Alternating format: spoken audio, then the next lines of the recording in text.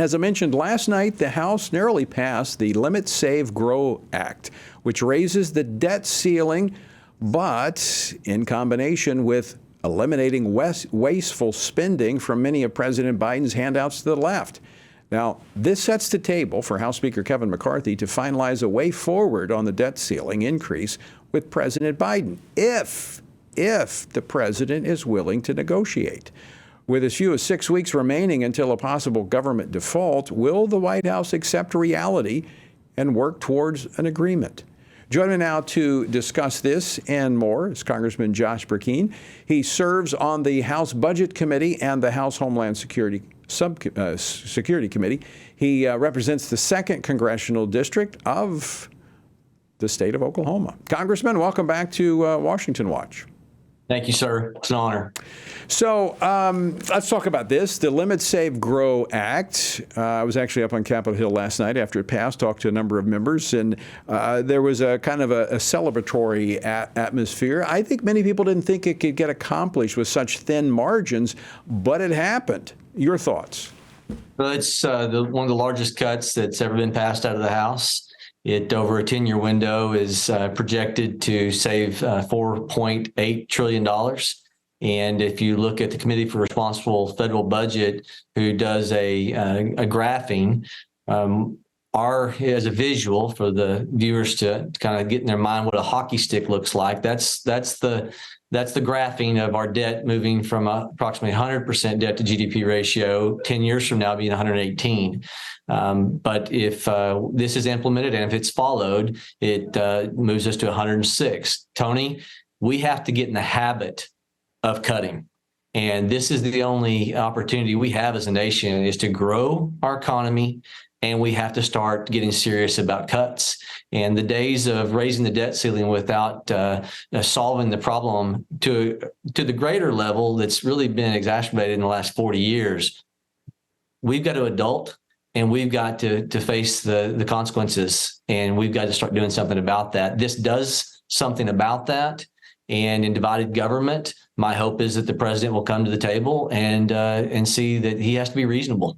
He can't continue to spend without account. So let me ask you, do you think he will come to the table and he will negotiate with the speaker?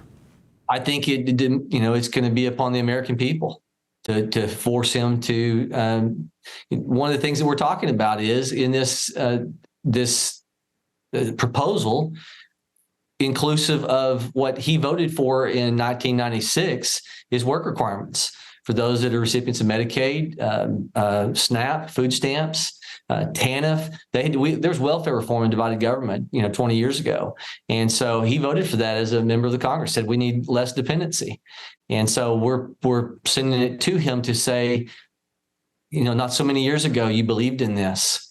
And, for the people that have a biblical worldview, we had 1630s when Jamestown flourished because they kicked away the socialism model that had failed, and they started implementing thou shalt not work, thou shalt not eat. For able-bodied individuals, it's unfair for them to be living off a single mom hustling and be the recipient when they're not choosing to hustle. And we're undermining the value of individual responsibility when we allow that to happen in America.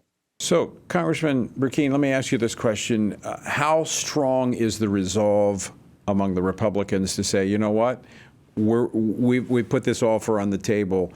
The Democrats seem to be totally dismissive of what the Republicans are doing.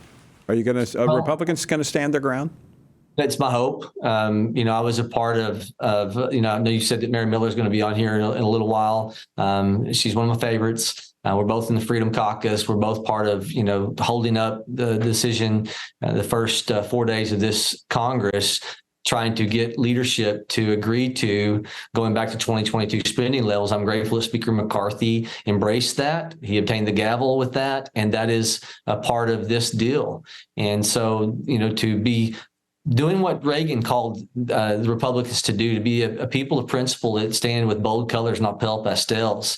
The Freedom Caucus, many of us trying to stand on conviction, not do what's popular, not be playing safe, but what's the conscience dictating. Conscience says it's time to start securing the blessing of our posterity. You're absolutely right, and I commend the speaker. I talked to him night before last. I agree. I think he's doing exactly what he agreed to do, and he's sticking to it, and I commend him for that, and I commend the Freedom Caucus. I actually commend all the Republicans who stuck together to get something I think quite significant across the line. Now, my prayer and hope and encouragement is we hold that line. I want to move to another issue. You're on the Homeland Security Committee, and today they advanced a measure to the floor that will enhance border security. Tell us about it. So you said today because we were up until 3 a.m. There was some of us had little sleep starting this morning, but we finished up at 3 a.m. and part of that is to resume the construction of a border wall that was fully funded by Congress, 250-mile of wall.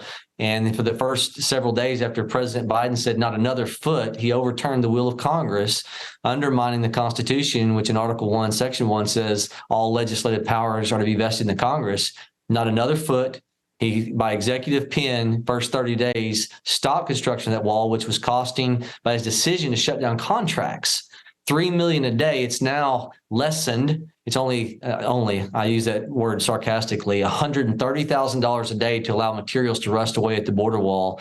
And we are, as a Republican conference, thanks to Chairman Green, moving forward a measure that says the will of the American people through the will of Congress needs to be followed. A part of it is resuming that 200-mile wall using the funds that were allocated, and physical barriers work. President Biden voted for physical barriers in the Secure Fence Act of 2006.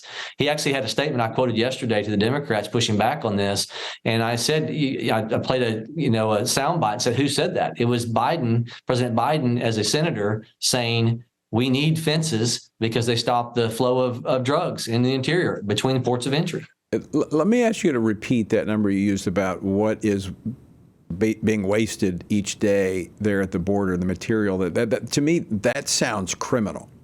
Yeah, it's so when President Biden overturned the will of Congress, there was a full allocation approved by the will of the people.